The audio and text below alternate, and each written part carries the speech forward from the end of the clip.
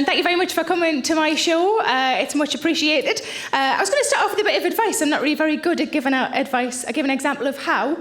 I was in a supermarket and I saw this young couple wandering round, and the girl said to her boyfriend, "Have we got everything?" And he said, "I think so." And I looked in their basket and all they had was a bottle of rosé and a cucumber.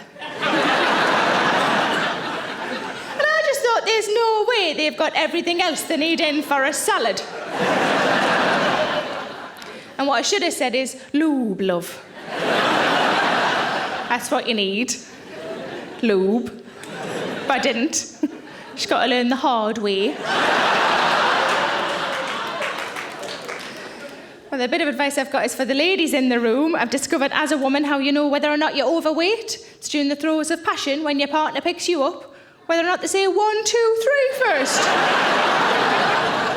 It's my favourite joke. It's getting less funny as the days go on.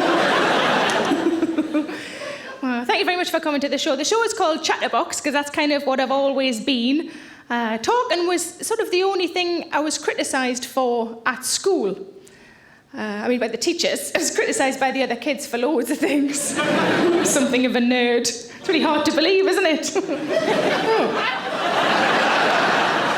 I think it's quite cool that the thing I was criticised for is now my job. That's quite cool, isn't it? Fuck you, teachers.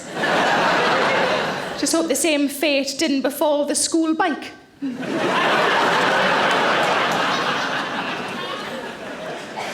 At an early preview, a man came up to me and he said, "Is your show Chatterbox based on the film Chatterbox?" And I had no idea that there was a film called Chatterbox. I got in and I Googled it.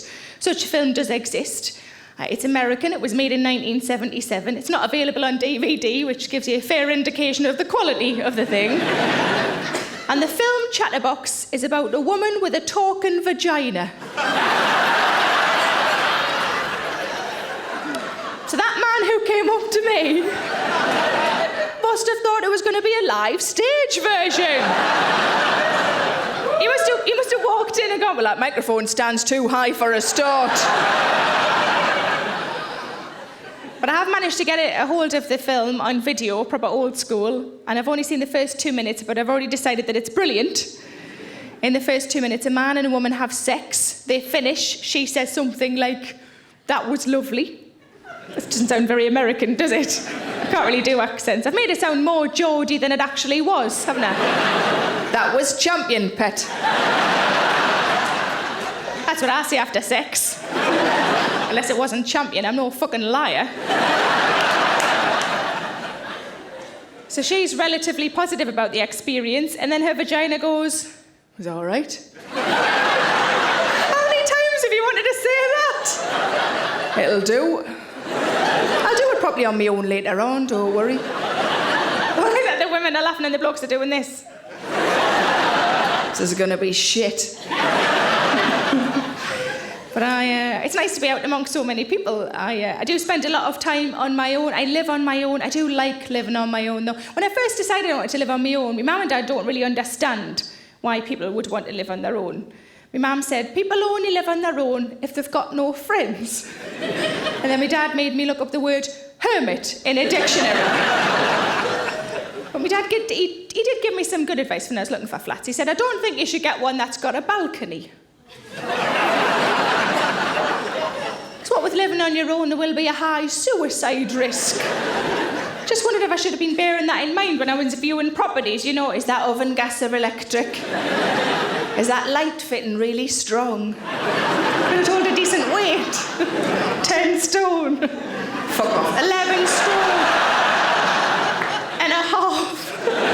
And another fucking half. But I like living on my own. Does anybody else live on their own? Give us a wave if you live on your own. We've got a nice lady here. What's your favourite thing about living on your own, love? The telephone. I like that you did that. Just in case, it's just the north I live in. It's not, the dark ages.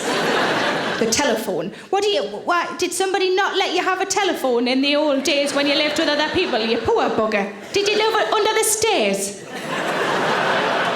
In what way, the telephone? So I can speak to people, she said. No, I know what a telephone's for, love. It's going to be one of those nights, isn't it? Who else lived on their own? flower, nice lovely lady at the back there. What do you like about living on your own, love? Walking around naked. Walking around naked. Here's a confident woman. No,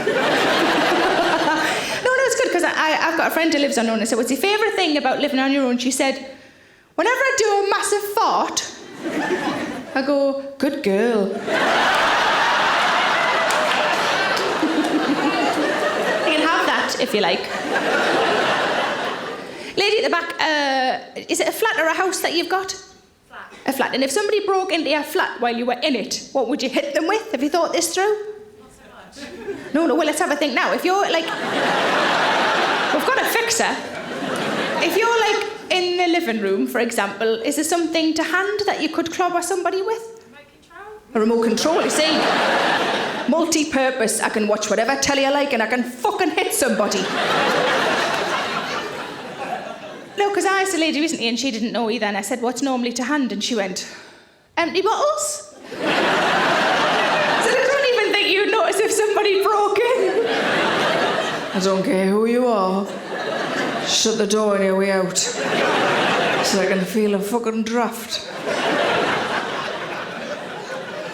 My friend's got a round ass bat down the side of her bed. For protection. But she's been told by a policeman that that's not allowed. It's classed as an offensive weapon. The only way she's allowed to have a round-ass bat down the side of her bed is if it's accompanied by something it would normally accompany. So now she's got a round-ass bat and a round-ass ball as well. And I'm the same, because I've got a massive knife and a massive fork.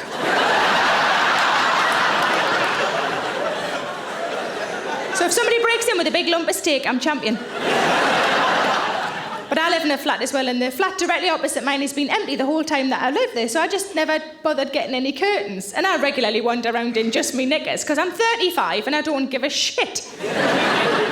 But a friend of mine came around for a cup of tea and she said, have you noticed that some young lads have just moved into the flat opposite you? I said, oh, I hadn't noticed. She said, don't you think it's time you got yourself some curtains?